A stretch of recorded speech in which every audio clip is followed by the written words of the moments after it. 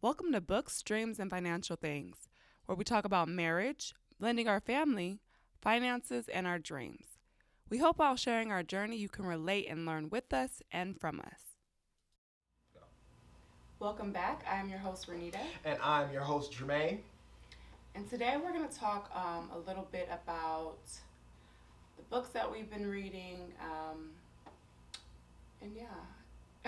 Yeah, I mean, in general, just about reading in general, I think it's important that we do talk about reading the books that we're reading currently right now and just how we were introduced to reading and so forth. Because in a lot of communities, in my community for the most part, reading just wasn't cool. We just didn't do it.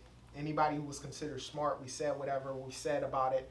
And I just wanted to sort of kind of talk about that and see the differences between the way that we were brought into reading as well as what we're reading now and what we think about reading today. So let's start in the beginning. Do you remember the first book that you read? Um, I don't. No. I remember learning how to read. I believe it was like in first grade. Um, and I remember some books that I liked, like Chicka Chicka Boom Boom. If you give a mouse a cookie. So maybe those were one of the first. I don't remember like the exact first book, but Mm-hmm. I feel like kids start reading in kindergarten now. That Right. definitely wasn't me. I was more like first, maybe even second, but I think it was first grade. Okay. Okay.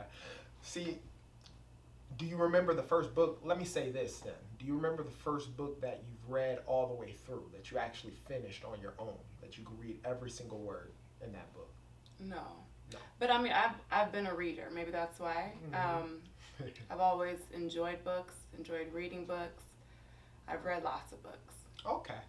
Okay. And see, for myself, it's a lot different. I remember the first book that I actually read all the way through. It was called The Giving Tree by Shel Silverstein. And the reason why that was such a something that I'll never forget is because um, differently from you, I definitely couldn't read in kindergarten. I couldn't really read good in the first or the second grade, but around the third grade, I learned how to read. And I think I shared this in another podcast. I'm not sure, but I'll reiterate that just in case I didn't. But for me, reading, I remember in class that we would have to basically stand up in this third grade class. I remember the teacher, Miss Kirchie was her name. In this class, and you know how like in class in general, you would we would have paragraphs that we would have to read out of a certain book. Mm-hmm. And so basically, what she would do is she would just start from the beginning. We had about 25 students in the class, and we would have reading time. And for the first 20 minutes of the time, she would alternate through each kid, starting from the beginning all the way down to the back. And for basically a paragraph each, you had to read. And so I remember like being so embarrassed because I couldn't really read.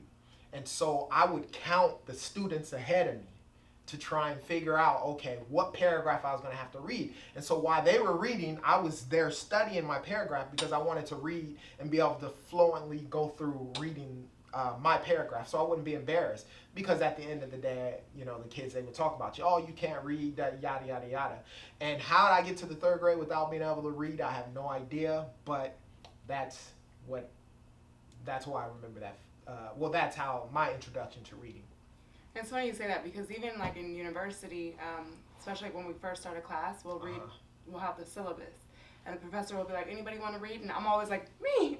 I've Right. always been that kid to be like, I'll read. I just enjoyed it. I enjoy like the diction in the words or whatever and like Uh-huh. speaking like I'm all, I guess. Yeah, well, I mean, you have the voice. I mean, as you guys can hear, obviously, even within the podcast, you just have that perfect voice. So I can only imagine in that. But to be honest with you, I couldn't stand students like you when I was I, younger, just I because was like there that was always nerd. that Like, one. so you're saying Right. that. I'm like, that was Those me. you. Always wanting to be the reader, like, and being excited, like, oh, we're doing popcorn reading, like, pick me, Right. pick me.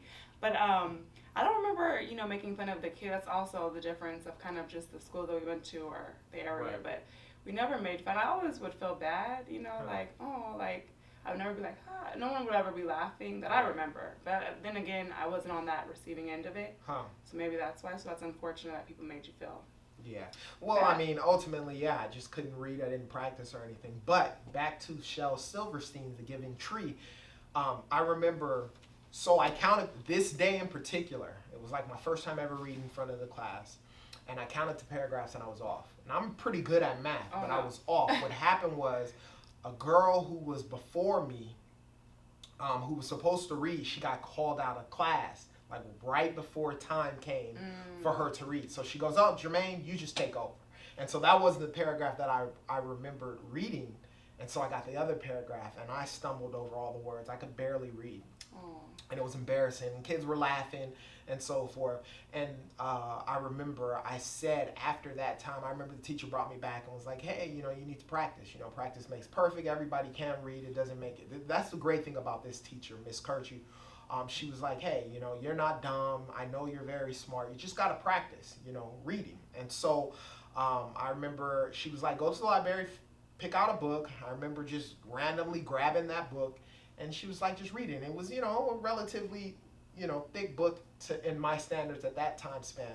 And I just remember going home and practicing reading, learning each word, and reading. And in about 2 or 3 weeks, I was able to read the whole book. And that was the first time I felt like I accomplished something that I could remember in school when it came to school. So that's, where it was at that time span.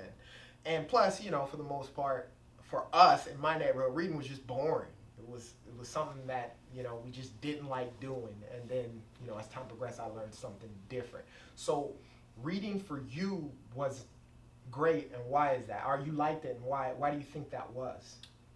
I mean, I don't remember. I think my mom would read books. I don't really remember, but one thing that she did do, every month I got like a magazine. It was like a kids magazine called Highlights. I'm sure a lot of you guys maybe remember. It's still around. So I would always be reading that, but my friends all like to read. It was just always something that we did in class. And to me, I enjoyed, maybe because I was pretty much the only child, but it kind of took you to a different place. So you could read these books and it was like all these cool things, and it was just, oftentimes a lot different than your life. Right. And so it took you to a different world, and it was just really cool to have those escapes or something to do. It wasn't like we always said, there was no social media, no phones, no internet, so it was just TV, but cartoons really only played on Saturdays, so you had a lot of time. Of course, we played outside a lot, but it was like, what do you do? I don't remember having a lot of homework, so it was just like a lot of time to read, and I enjoyed it. See, and one of the things you said that was key that I learned probably about a year or two after that, I remember I had a teacher in the 5th grade named Mr. Stewart. I remember all my teachers from 1st to 5th grade. From then, I couldn't tell you anything, but those were probably some of the funnest times of my life. But he would tell me, he was like, "Well, why don't you read more?" At that time I could read, but I wasn't the greatest. I'm still not the greatest reader. But he would, say, he said, "Why didn't you read?" I said, "This is boring." And then, like what you stated, he said, "You got to find something that you're interested in reading." And then it made it so much better. And at that time span, obviously I was into sports. I thought, like most African American kids, we thought we were going to be an athlete of some sort, basketball or football. And I got books pertaining to that. And those books, they were interesting because it dealt with something that I liked, and that's what helped so much.